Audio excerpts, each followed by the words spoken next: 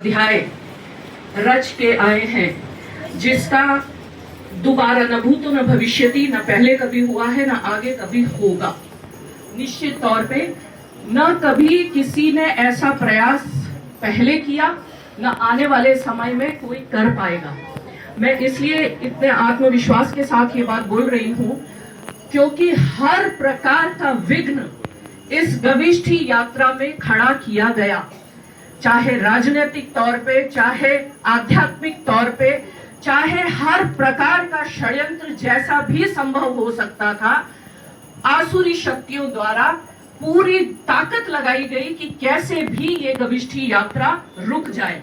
पर चूंकि हर युग में हम सब ये बात जानते हैं कि यदा यदा हि धर्मस्य ग्लानिर्भवति भारत अभ्युत्थानम् धर्मस्य तदात्मानं सृजाम्यहम् परित्राणाय साधूनां विनाशाय च दुष्कृतां धर्म संस्थापनार्थाय संभवामि युगे युगे।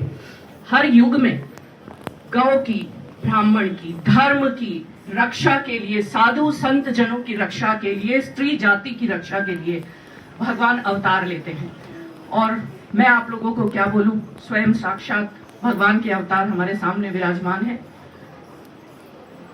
जिस युग में भगवती गौ माता को स्वयं शंकर जी ने शाप दिया था, झूठी गवाही देने के कारण, ब्रह्मा जी के साथ में खड़े होकर जब उन्होंने झूठी गवाही दी थी कि हाँ हमें और छोर मिल गया है भगवान शंकर का, तो हम ऐसा मानते हैं, मैं स्वयं ऐसा मानती हूँ कि शंकराचार्य भगवान उस शाप को उतारने के लिए, गौ माता की रक्षा के लिए ही यहाँ आए हैं।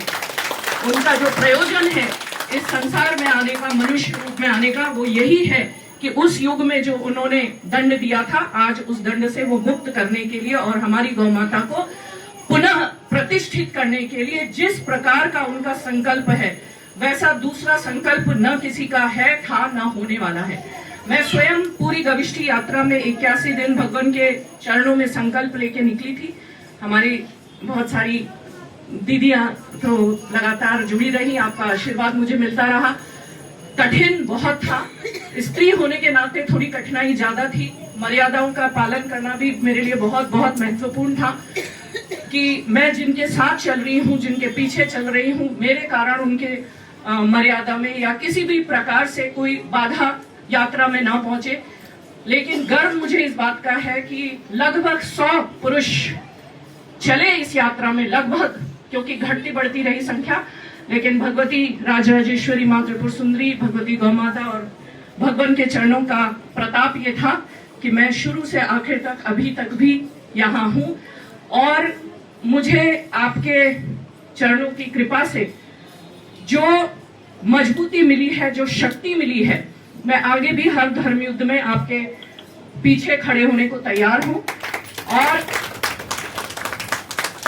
मुझे भगवान के आशीर्वाद से इस गविष्ठी यात्रा में जो एक कीर्तिमान बना है, मैं समस्त स्त्री जाति के एक तरीके से प्रतिनिधि बन के इस यात्रा में चली हूँ। तो मैं ये जो कीर्तिमान स्थापित हुआ है वो ये है कि 81 दिन लगातार निरंतर बिना रुके कोई स्त्री, और वो भी मैं एक प्रोफेशनल हूँ, मैंने अपना काम वाम छोड़ के भगवान के संकल्प के साथ में चली हूँ, क्योंकि ये मेरे लिए, अपने लिए, इस लोक और परलोक को सुधारने के लिए, ये मुझे ऐसा लगा इससे बड़ा अवसर शायद दूसरा ना मिले हमारे जीते जी। तो मुझे एक वर्ल्ड रिकॉर्ड की संस्था ने सम्मानित किया है। मैं चाहूंगी कि हमारी समस्त नारी शक्ति की ओर से, मैं शंकराचार्य भगवान की ओर से ये आशीर्वाद ग्रहण करना चाहूंगी। भगवान ये